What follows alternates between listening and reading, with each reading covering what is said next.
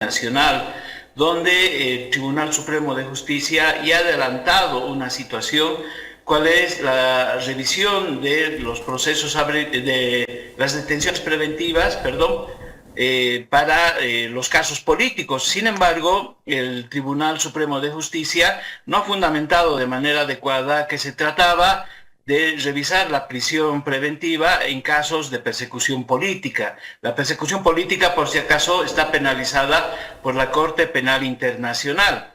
Entonces, al no haber hecho esa situación, se ha visto obligado en un segundo pronunciamiento de decir que el resto de los presos, en Bolivia hay 38.000 presos y más o menos el 68%, es decir, 19.000 presos, se encuentran bajo prisión preventiva sin sentencias ejecutoriadas, también podrían gozar de ese beneficio, y esto está moviendo el tablero, es decir, de una inclinación ideológica, en primer lugar, de el señor Saucedo, presidente del Tribunal Supremo de Justicia. Ahora vamos a entrar, seguramente después que liberen a Camacho y a Pumari, porque la señora Áñez todavía tiene una revisión extraordinaria, porque tiene una sentencia de 10 años, es un caso que todavía va a demorar. Pero mientras tanto, Pumari y Camacho van a ser liberados, va a haber mucha expectativa social, mediática, pero paso seguido se tiene que hacer esta revisión del resto de los procesos, donde los fiscales y los mismos jueces van a tener que aceptar que han sido ineficientes, que no han investigado, en el caso del Ministerio Público, en los plazos que ellos mismos han demandado, y los jueces tampoco han logrado cerrar esas causas. Entonces, ¿de qué estamos hablando? Ya está en marcha una especie de reforma ipso facto de la justicia, con estos problemas que estoy adelantando, pero resulta que un candidato como Rodrigo Paz dice una comisión internacional. ¿Qué tiene que ver una comisión internacional? Si lo que tiene que él definir es si va a tener o no va a tener ministro de justicia, y si va a haber ministro de justicia que no haga la interferencia desde el Ejecutivo con casos políticos sobre la justicia, ya debería estar planteando cuáles son los lineamientos que van a tener para la reforma de la justicia. En el caso de Tuto Quiroga, empiezan a señalar que va a conculcar un derecho, el derecho al voto, porque quieras o no, los bolivianos el 2011, el 2017 y el 2024 hemos acudido a las urnas. Del 2024 falta la segunda parte. En 5 departamentos no se han elegido a magistrados del Tribunal Constitucional Plurinacional. Esos 5 departamentos forman el 56% del padrón electoral. Hay una deuda pendiente con el electorado. Y Tuto Quiroga, en vez de decir que de una vez se elijan esos 5 magistrados faltantes, lo que plantea es conculcar un derecho, el derecho a la elección. Puede ser bueno, puede ser malo, pero es constitucional. Para mover ese derecho hay que ir a Asamblea Constituyente. No se puede hacer una reforma parcial de la Constitución. Entonces veo que los dos candidatos están planteando cosas que no tienen lugar en términos jurídicos, están rehuyendo a la responsabilidad que tienen de encabezar la reforma de la justicia, porque el órgano judicial por sí mismo no lo va a poder hacer. Estamos en un momento muy interesante en términos políticos, donde el tema de la justicia nuevamente es escenario no solo del debate, sino en este momento deberíamos tener mayor claridad de los dos postulantes que van a llegar a la presidencia, y nos tienen que explicar con absoluta claridad, de manera viable, qué es lo que van a plantear, y que dejen de hacer estas propuestas demagógicas los dos candidatos. Manuel, en ese sentido, al comenzar su intervención, aseguraba que este es un trabajo del Estado. Salimos de 20 años, muchos analistas aseguran de un Estado totalitarista. ¿Qué rol jugará la Asamblea Legislativa? Se tendría que hablar, cualquiera de las dos propuestas incluye una reforma a la Constitución Política del Estado, tuición del Legislativo. El modificar leyes, tuición del Legislativo. Ya tenemos la composición de la Asamblea tras conocerse los resultados en primera vuelta. ¿Qué rol jugará entonces esta composición, y también qué rol jugaría ya el Ejecutivo, entendiendo un poco más la primera intervención que hacía? Sí, en primer lugar, el Ejecutivo tiene que definir si van a tener o no van a tener ministro de Justicia. Y si ese ministro de Justicia va a tener una agenda para hacer la reforma institucional. Y si no lo va a hacer, no lo van a hacer, no va a haber ministro de Justicia, perfecto. Entonces que el órgano judicial empiece a generar las medidas para empezar a hacer esta reforma de la justicia, que ya el Tribunal Supremo de Justicia lo ha adelantado, con empezar a resolver primero el tema político y luego los presos comunes, el tema de la detención preventiva. Ahora bien, ¿cuál es la labor del legislativo?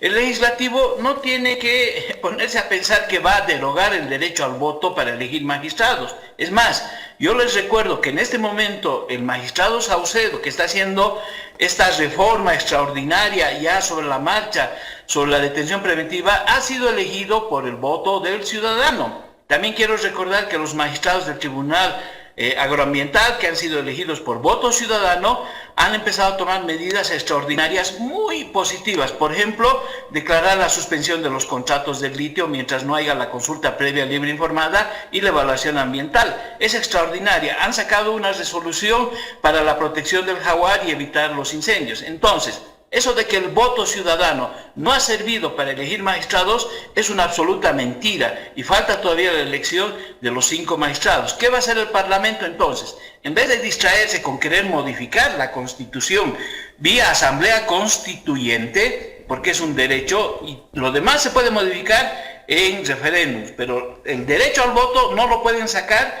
si no es a través de una Asamblea Constituyente. Entonces, ¿qué tiene que hacer el Parlamento?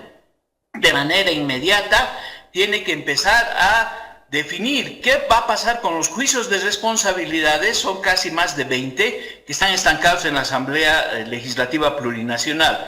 Tienen que empezar a despachar todos esos juicios. La nueva Asamblea tiene una responsabilidad histórica con la justicia.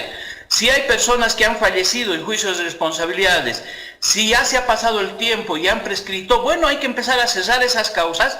Hay otras personas que están en rebeldía, declararse en rebeldía, hay que darles todas las garantías procesales para un juicio justo, que retornen al país, se defiendan, y tienen que también el Parlamento aceptar los juicios de responsabilidades contra Yanine Áñez, porque por eso está saliendo de la cárcel. Y por el otro lado, tiene que también abrirse un juicio de responsabilidades a Evo Morales y a Luis Arce. Entonces, tiene que haber un primer acuerdo político en la Asamblea Legislativa de despachar todas las causas pendientes de juicios de responsabilidades, aceptar el juicio hacia Áñez, hacia Evo y hacia Luis Arce, que eso es hipotético, eso seguramente será en los próximos días o meses, y de manera fundamentada empezar a despachar y hacer justicia. Entonces, las tareas son gigantescas, María René, como estoy indicando, y ojalá que los candidatos y los partidos políticos entiendan cuál es su rol, cuáles son las prioridades en materia judicial, y no nos lleven a estos terrenos demagógicos de una comisión internacional. No sé qué diablos van a hacer personas que no tienen nada que ver con la justicia boliviana, porque ya hay además instituciones internacionales que han sacado una serie de recomendaciones sobre las cuales el Estado plurinacional se ha reído. El gobierno de Luis Arce se ha reído de las recomendaciones de García Chayán, de la CIDH, del GEI. Entonces, ¿qué más organizaciones internacionales van a poder aportar si las recomendaciones están ahí y lo que corresponde al Estado boliviano es empezar a cumplirlas? Manuel, se hace referencia a estas recomendaciones internacionales, la retardación de justicia, la falta de un debido proceso, la corrupción dentro del sistema, son hechos latentes y muy visibles en la historia de la justicia boliviana. ¿Coinciden que la justicia en nuestro país atraviesa uno de sus peores momentos por esta credibilidad que ha perdido en el pueblo boliviano? Entonces, en ese sentido, para ir cerrando la entrevista, ¿cuál es el rol que debe jugar, independientemente sea el candidato que gane la segunda vuelta? Bueno, dentro de los candidatos hay declaraciones alarmantes. Precisamente yo pienso que los partidos tienen que reunirse y yo te voy a decir, tienen que poner bozal a algunos de sus candidatos. El señor Lara, el capitán Lara, acaba de declarar que no debería aceptarse los certificados de la REHAB. Es decir, quiere que no se tomen en cuenta los antecedentes penales para el ejercicio de la función pública. ¿Cómo es posible que un capitán y policía haga eso? Entonces, estoy planteando que los candidatos en este momento deberían sentarse con sus equipos, ponerse de acuerdo cuál es la línea oficial y dejar de hacer esas declaraciones, porque el tema de la justicia, como tú señalas, es de alta prioridad. La gente ha votado porque quiere que cambie la justicia, no solamente porque se liberen a los presos. La gente también está peleando porque la justicia, los policías, los fiscales, los jueces dejen de sancionar a la gente, dejen de encarcelarlas con detención preventiva para luego lucrar con cada uno de los casos. Es mucha la tarea que les corresponde. Esperemos que las autoridades electas que nazcan del voto popular entiendan la magnitud del problema y nos presenten unas soluciones claras, realizables y que dejen de caer en la demagogia.